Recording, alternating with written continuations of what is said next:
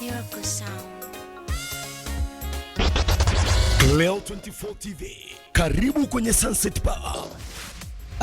Mpenzi mtazamaji wa Cleo 24 TV, kama unavyojua tena, Cleo 24 TV kila siku tumekuwa tukipata wageni wa hapa na pale, na leo studio za Cleo 24 TV tunao wageni kutoka nchi jirani ya Kenya. Tunaye Isaya Adamu ambaye ni msimamizi wa msanii mdogo mchanga anaitwa Rehema Kibari. Ana umri wa miaka 12. Ni kijana hatari na ni mtoto, anaimba, anapenda. Labda tukiwa tuanze na Isaya, yeye atueleze ni nani, anamsaidia vipi katika kufanya swala zima la kazi na nini. Alafu kadri tunavyoenda tutazidi kujua kinachoendelea. Isaya, karibu. Asante sana. Kwa majina kama ulivyotangulia kusema, naitwa Isaya Adamu Saganda. Ni producer katika studio ya A-King Studio. Lakini pia ni msimamizi wa msanii wa nyimbo za Injili anayejulikana kwa jina la Rehema Kibari. Unapatikana wapi Isaya? Mimi napatikana Silali mpakani. Mwa nchi jirani ya Kenya. Nchi jirani ya Kenya. Okay. Lakini studio yetu iko maeneo ya Kenya ndani pale. Fika pale junction ya Kihancha, kama unaelekea Kihancha mkabala na kanisa la Maranatha, ipo katika kanisa la ICC Hispania, ndipo tunapatikana pale. Okay, karibu sana studio za Cleo 24 TV. Nashukuru sana. Rehema, habari yako? Nzuri. Mzima? Yes. Unaendeleaje? Vizuri. Unajisikiaje kufika studio za Cleo 24 TV? Najisikia vizuri. Unajisikia vizuri? Na unaposikia nyimbo yako inachezwa, unajisikiaje? Nasikia vizuri. Unasikia vizuri. Okay, ni kitu gani kimekushawishi au kwa nini umependa kuimba nyimbo za gospel, Rehema? Ni kitu gani ambacho kimekushawishi au kwa nini umeamua kuimba nyimbo za gospel? Mungu tu amenipa kibali. Mungu amekupa kibali. Okay, sasa labda turudi kwako Isaya kidogo. Tungependa kujua Rehema mpaka sasa hivi ni nyimbo ngapi labda ambazo ameishaimba, au na tunapoelekea huko mbeleni tutaenda kujua kwamba ni jinsi gani, na tunavyojua hivi karibuni anaenda kuzindua nyimbo yake mpya au albamu mpya. Kidogo labda tuzungumzie sasa kwenye albamu kidogo, alafu then baadaye tutarudi kwa Rehema. Tayari tumeshasikia sauti yake. Karibu. Okay.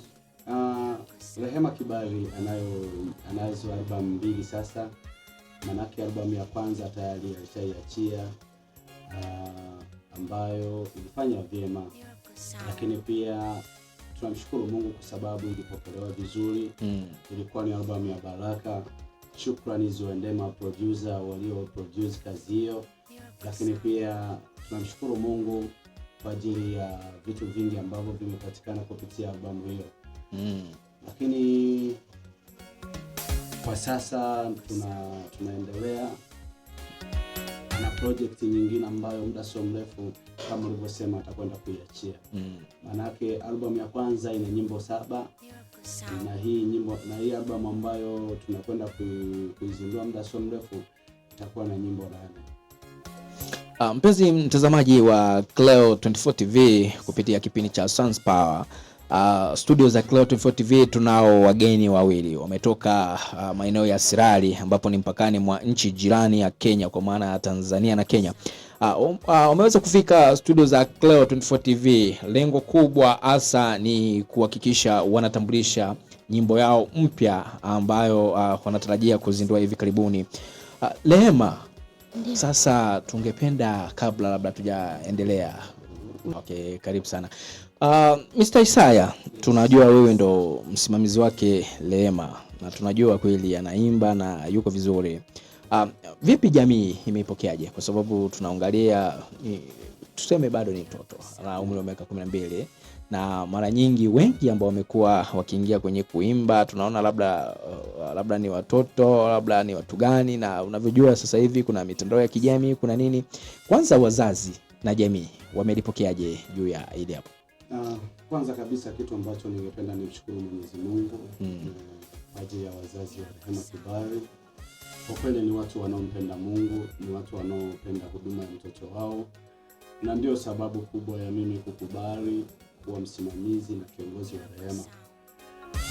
Kwa upande wa wazazi wake ni watu ambao wanampenda Mungu, ni watu ambao wanatamani kumuona Rehema akimtumikia Mungu kwa njia ya uimbaji. Lakini kwa habari ya jamii, lakini pia napenda nimshukuru Mungu hata kwa jamii, kila mahali Rehema anaposimama kuhudumu, pamoja na umri wake ni mdogo, lakini watu wanakubali, watu wanapongeza kipawa alichonacho na wanapokea jumbe ambazo amekuwa akizimba katika matamasha mbalimbali. Kwa hiyo tunamshukuru Mungu, kapokelewa vizuri katika jamii inayozunguka, na hata kwenye mitandao ya kijamii watu wengi wanaendelea kumfuatilia Rehema. Anapatikana kwa majina hayo. Wako watu wengi sana wanaendelea kumfuatilia. Na vipi, tunajua bado ni mwanafunzi, yuko shule bila shaka. Yes. Muda anautumiaje wa shule pamoja na swala zima la uimbaji? Rehema ni mtoto ambaye anapenda sana shule, anapenda masomo, anapenda elimu yake.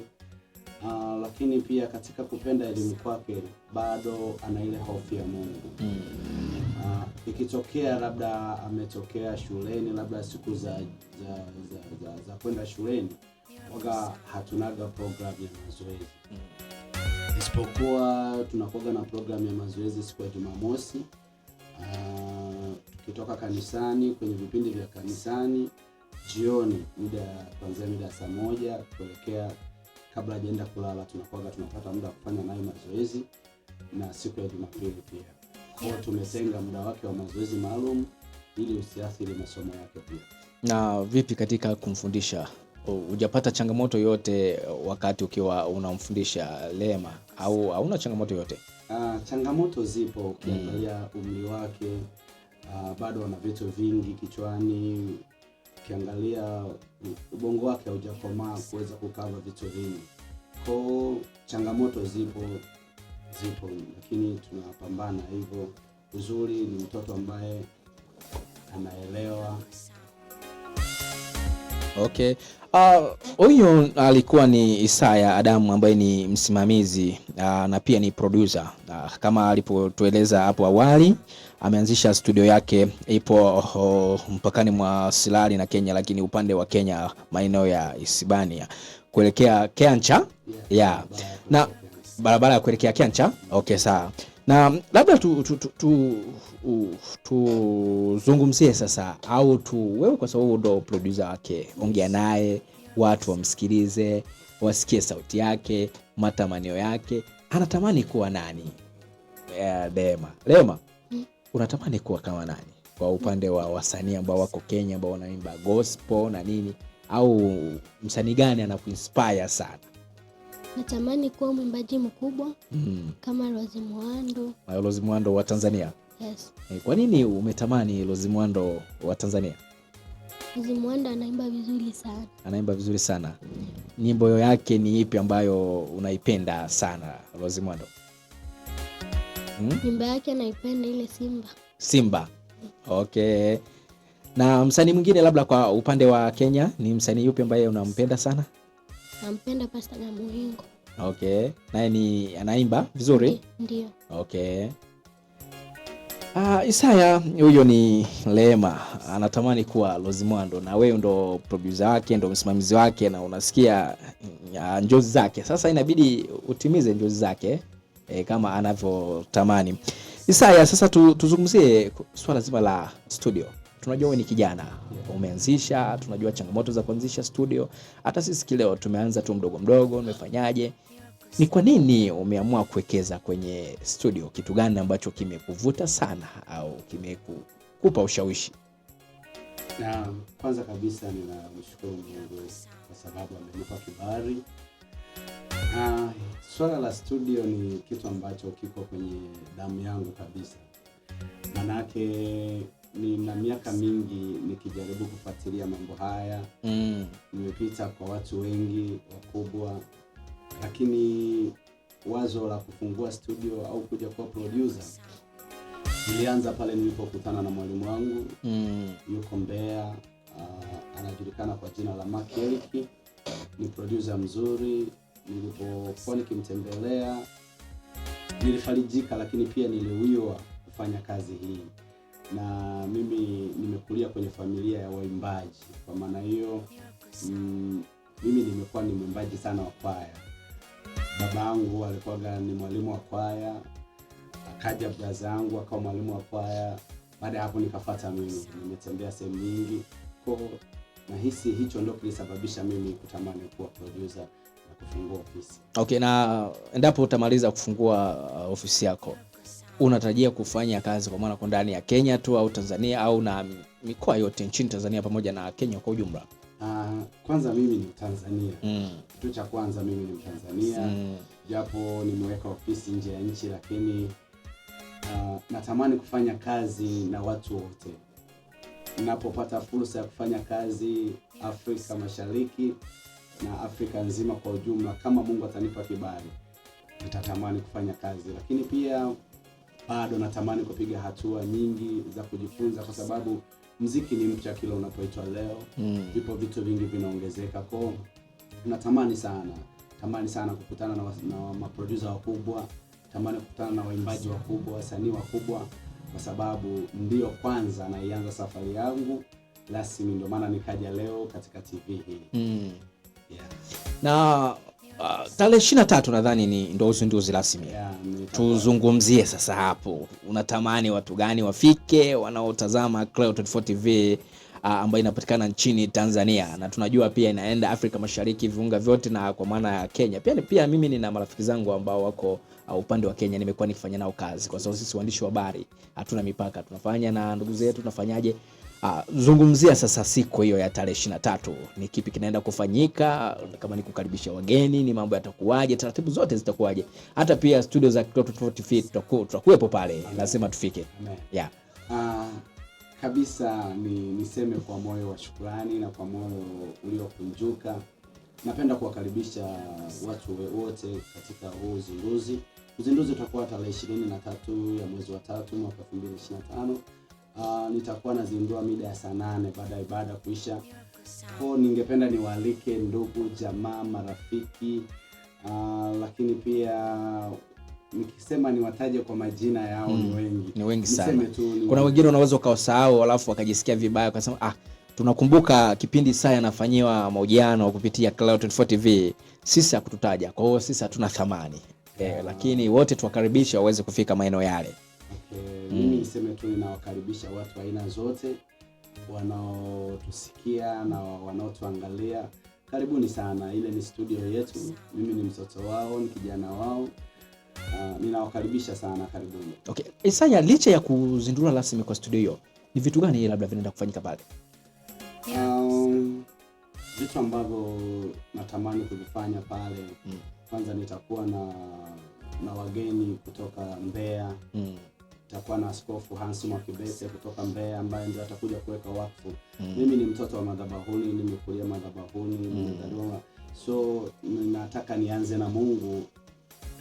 Kwa natamani sana wachungaji wangekuwepo pale ili kusudi waiweke wakfu ofisi yangu.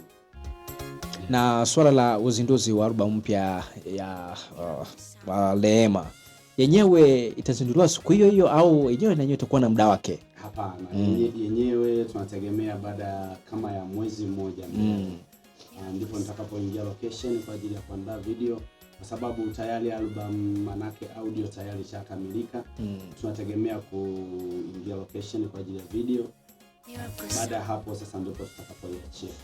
Na kitu kingine, labda watazamaji wa Cleo 24 TV wanaotazama Cleo 24 TV wangetamani kufuatilia nyimbo ambazo amekuwa akifanya Rehema, na wanaweza wakampataje sasa kuweza kumpata huyo Rehema? Kwa maana ya tunajua kuna mitandao ya kijamii, kuna nini, watampata vipi?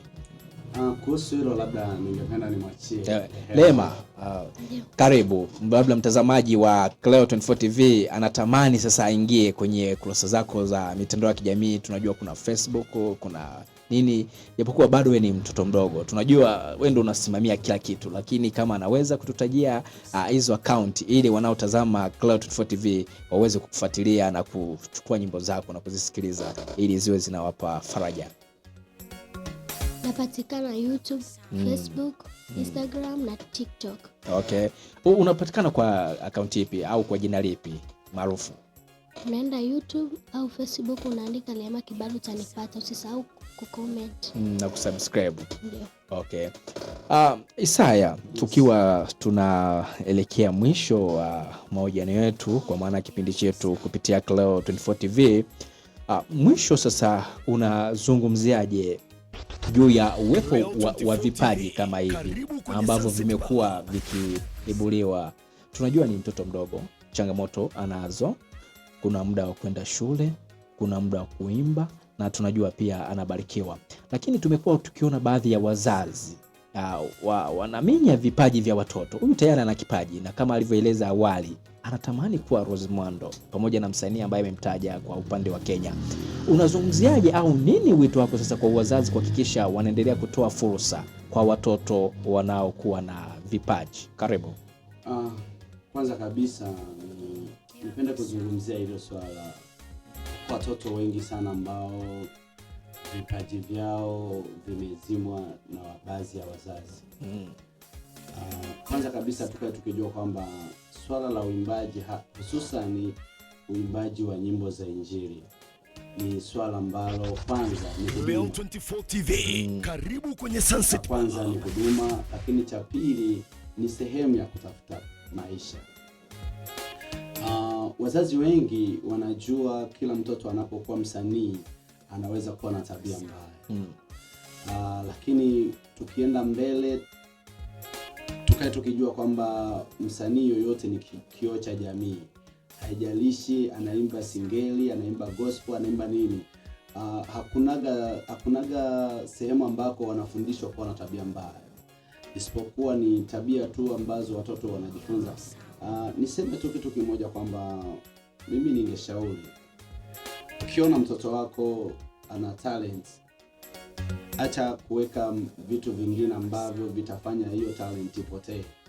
Kwa sababu watoto wengi au tuseme wazazi wengi wa Kiafrika hawaamini katika kukuza vipaji. Yaani ndio maana unakuta ni wachache sana ambao wanasupport watoto wao. Kwa mimi niseme tu, niombe, ukiona mzazi mtoto wako ana kipaji, hebu jaribu kumsupport. Hauwezi jua kesho atakuwa nani. Tukiangalia, sidhani kama Rose Muhando na yeye alikuwa kama hivi alivyo leo. Namzungumzia kwa sababu ni role model wa msanii wangu. Rose Muhando alikuwa na yeye ni mtu ambaye yuko chini. Nakumbuka nyimbo zake za kwanza kabisa ambazo alikuwa anaimba ni tofauti na sasa anavyoimba leo. Kwa tuseme kwamba na yeye kuna watu ambao walikuza kipaji chake. Kwa mimi niseme kitu kimoja kwamba wazazi, niombe wazazi, ukiona mtoto wako ana kipaji chochote, hebu jaribu kumtia moyo, jaribu kutafuta watu ambao wanaweza kumsupport, tafuta watu ambao ni sahihi. Nizungumzie kwa habari ya kazi ya Mungu, yani hususan kama Rehema Kibali. Ni mtoto ambaye anatamani kulelewa kwenye maadili ya kirokole zaidi au ya kiroho zaidi, ili kusudi ajue nini anachokifanya, kwamba hiyo ni huduma, lakini pia ni moja ya njia ya kumtafutia kipato kwa siku zijazo. Saizi tuko kwenye msingi wa kumwandaa, tuko kwenye kutengeneza foundation. Maana yake huduma yake tunaitengeneza zaidi katika hofu ya Mungu, na wala hatuangalii zaidi pesa. Tunachokiangalia ni hofu ya Mungu na huduma ambayo Mungu ameweka ndani yake. Asante sana mpenzi mtazamaji wa Clouds24 TV. Huyo alikuwa ni Isaya, anazungumzia ni jinsi gani wazazi waendelee kutoa fursa kwa watoto. Tumeona wazazi wengi wananyima fursa za watoto. Unakuta mtoto ana kipaji lakini mzazi hataki kumpa hiyo fursa ya kuhakikisha anaendeleza kipaji chake. Labda tunazungumzia swala zima la uwepo wa studio yako. Mtazamaji wa Clouds24 TV anahitaji mawasiliano, labda kama kuna kazi, kuna nini, akihitaji kukupata, tutajie unapatikana wapi, kama ni mitandao ya kijamii, swala zima la mawasiliano. Karibu. Okay, asante. Mimi natumia mitandao ya kijamii pia.